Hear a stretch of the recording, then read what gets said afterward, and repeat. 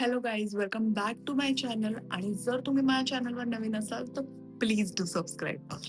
मान्य आहे, मला खूप टाइमने व्लॉग येतोय माझा. खूप टाइमने इन द सेन्स जवळपास 10-15 दिवसांनी व्लॉग येतोय माझा.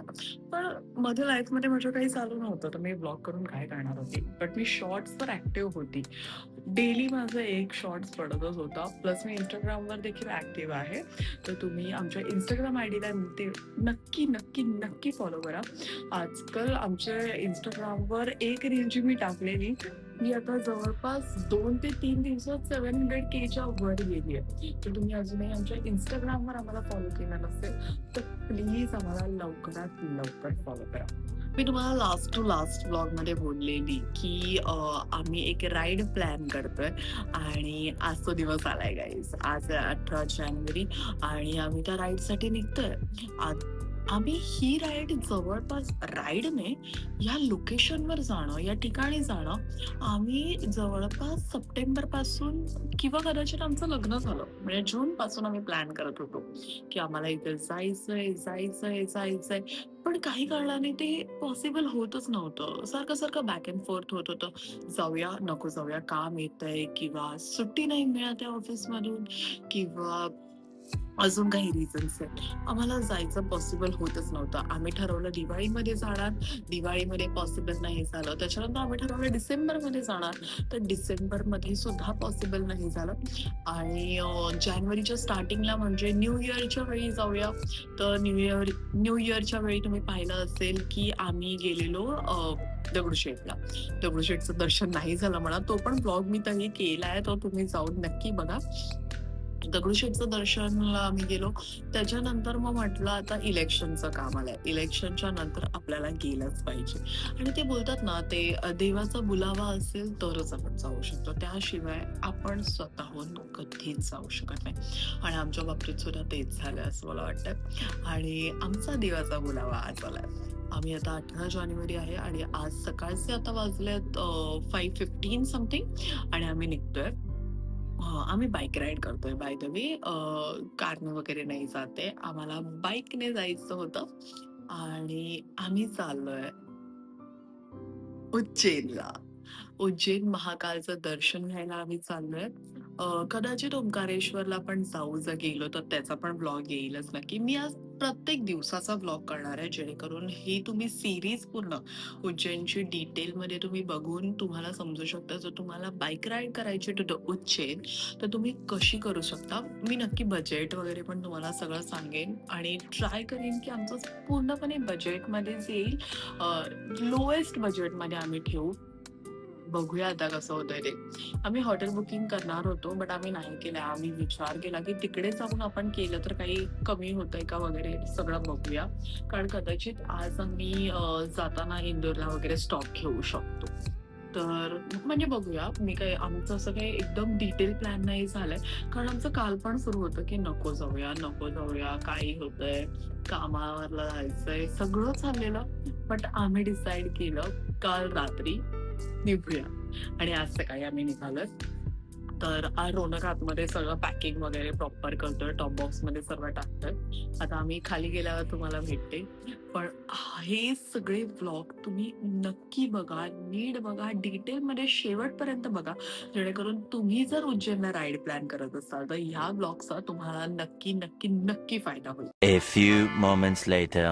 आता 5:30 होऊन गेलेत आणि आम्ही जस्ट खाली उतरलोय सगळं सामान घेऊन. तुम्ही पाठी बघू शकता, सामान लोड करण्यात आलेलं आहे. हेल्मेट बाहेर निघालेले आहेत आणि आता आम्ही निघतोय. किती वाजेपर्यंत पोहोचू? ETA तर 15-16 तास लागतात. आता आम्ही किती स्टॉप घेतो, किती काय त्याच्यावर पण डिपेंड आहे म्हणा. पण 15-16 तास लागतात. तर आपण बघूया कधी पोहोचतोय ते. आम्ही व्लॉग्स वगैरे बघितले ना, त्यात लोक 8-9 तासात पोहोचत होते, कशी काय माहिती. पण बघूया आपण किती तासात पोहोचतो ते. गणपती बाप्पा मोरया. आता आम्ही तुम्हाला दिसत नसेल but we are going to Ujjain.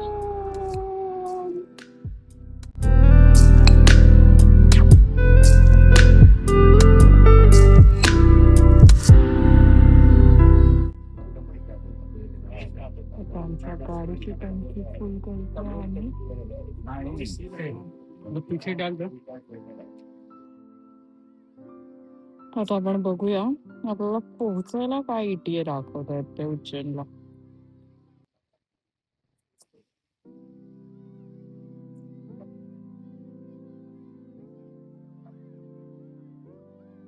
किती टाइम दाखवत आहे?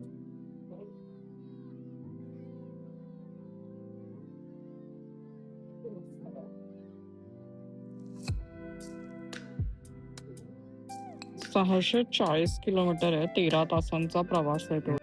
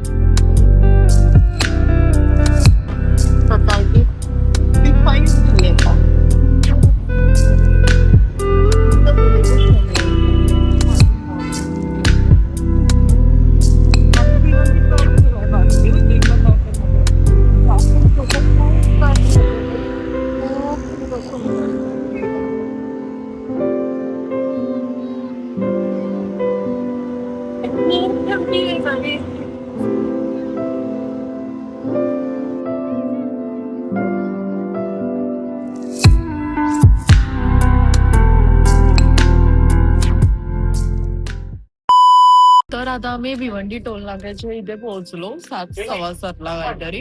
आणि तिथे आम्हाला एक छोटस दुकान दिसलं, तर आम्ही चहा प्यायला आणि नाश्ता करायला थांबलोय. तू सकाळपासून माझ्या ब्लॉग मध्ये आलाच नाही. मी डायरेक्ट उज्जैनला दिसणार होतो. किती वाजेपर्यंत पोहोचत वाटतंय तुला? 7-8 वाजतील रात्री. 7-8. आणि कदाचित आम्ही मध्ये स्टॉप घेऊ शकतो. आता बघू कसं ते पोहोचण्यावर डिपेंड आहे. आम्ही मध्ये स्टॉप घेऊ की नाही ते बघूया पुढे.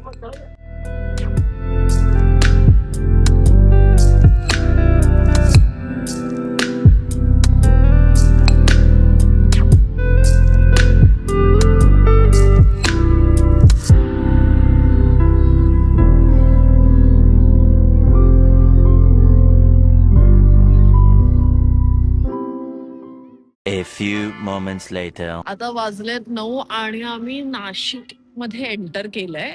म्हणजे ऑलमोस्ट आता एंटरच केली. आणि आम्ही आता कॉफी प्यायला थांबलोय. बघू आमचं आता डायरेक्ट तिथून कॉफी पिऊन डायरेक्ट आम्ही लंच करायला 12:30-1 वाजता थांबलो.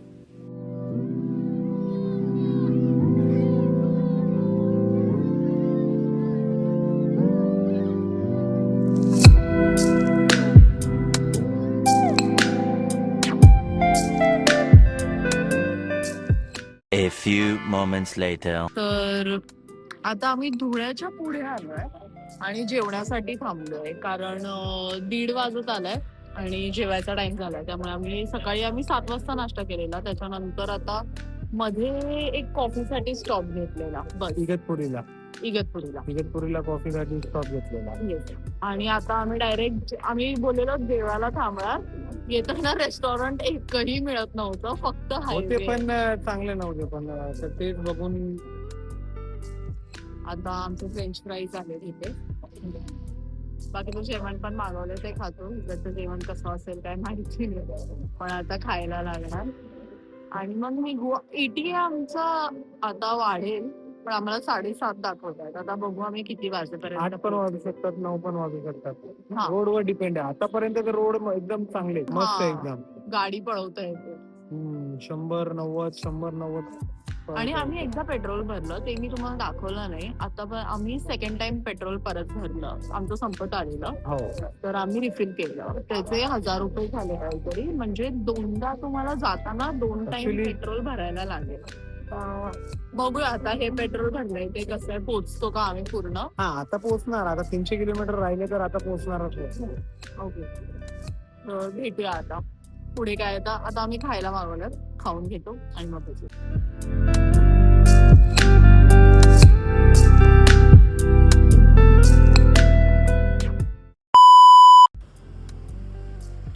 फायनली आम्ही आता महाराष्ट्राची बॉर्डर क्रॉस करतोय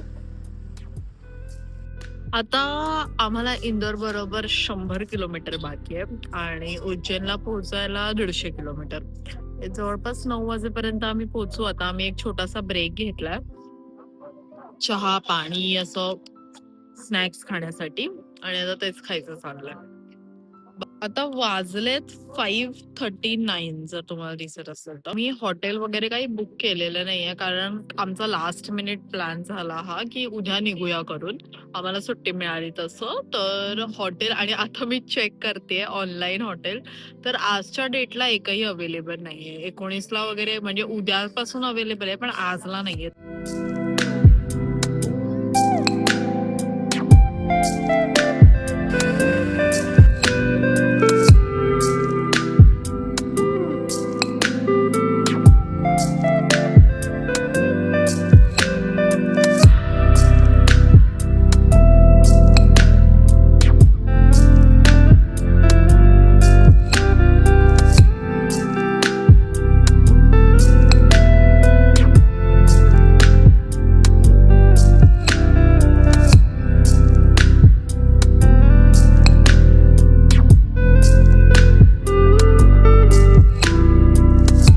The next day.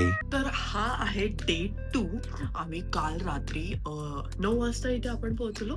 9:15ला पोहोचलो. त्याच्यानंतर इथे आम्ही एक हॉटेल केलं आणि एवढी थंडी होती काल आणि आम्ही खूप थकलेलो. खूप म्हणजे खूप. एकदा म्हणजे जवळपास सकाळी 6 वाजल्यापासून जी बाईक राईड आम्ही सुरू केलेली रात्री 9 वाजेपर्यंत करत होतो आणि शेवटचे 80 किलोमीटर जे मी तुम्हाला दाखवलं ना की रात्री खूप गावातून रस्ता जातोय तिथपासून जी आमची हालत बेकार झाली. शेवटचे 80 किलोमीटर खूप हेक्टिक होते. बाहेर निघतच नव्हतो आम्ही. बाहेरच निघत नव्हतो आणि असं ना डेस्टिनेशन येतच नव्हतं की आता कुठे जायचंय. संपतच नाही असं वाटत होतं मला. आणि खूप थंडी होती काल रात्री. खूप म्हणजे खूप. खूप म्हणजे आम्ही बाहेर गेलो थोडंफार ऍक्च्युली आम्ही टेम्परेचर चेक नाही केलं पण थंडी होती. धूर निघत होतो तोंडातून असं हो वाफा निघत होत्या तोंडातून. दूर नाही रे. सॉरी माझी नॉन महाराष्ट्रीयन. तर आम्ही लोकांनी आलो आणि रिटर्न परत बाहेर गेलो. थोडं हॉटेल्स वगैरे पण बंद झालेले. इथे काय माहिती लवकरच बंद करून टाकतायत. कदाचित आम्हाला मिळालं नसेल आणि रात्री एवढं काय आम्हाला समजत पण नव्हतं. आमचे जे होस्ट आहेत त्यांनी आम्हाला त्यांची गाडी दिली. ती घेऊन आम्ही बाहेर गेलो आणि स्ट्रीट फूडच खाऊन आलो आणि तेही मला काय आवडलं नाही. आवडलं नव्हतं. मुंबईच्या लोकांना इकडचं पाणीपुरी वगैरे बिलकुल आवडणार नाही. तुम्ही आला तर चांगल्या रेस्टॉरंटमध्येच ट्राय करा. स्ट्रीट फूड ट्राय करायला जास्त जाऊ नका. उगाच पोट बिघडते. आणि तर काल रात्री ते हिंमत नव्हती व्लॉग करायची थंडीत. तर आज मी म्हटलं व्लॉग एंड करूया. आता आम्ही दुसरा व्लॉग सुरू करू. तर तो पण तुम्ही बघा. तोवर बाय बाय. आणि जर तुम्ही सबस्क्राईब अजून पण केलं नसेल तर लवकर करा. हे उज्जैनचे सगळ्या दिवसांचे मी व्लॉग करणार आहे. पुढे अजून कुठे गेलो आमच्या मनात आलं तर आम्ही तेही व्लॉग करू. तर मिळूया नेक्स्ट व्लॉग मध्ये. Bye bye. बाय.